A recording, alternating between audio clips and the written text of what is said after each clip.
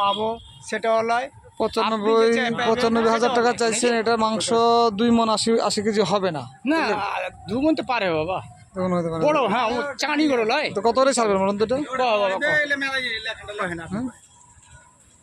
আপনি কই বলেন দেখি। ভাইও আমার মতো গরিব মানুষ, আমরা দুজন, আমরা আসলে গরিব আমরাও খুব লালন পালন করে বাড়তে আপনারা সবাই 1 লাখের নিচে নামানি না, যে গরিব ধরে 1 লাখ বলতেছেন। কিনার সাথে আমরা আসেনি বুঝলেন না। আচ্ছা কত হলে ছাড়বেন? পালার জন্য কত হলে আমরা ছাড়বেন এটা?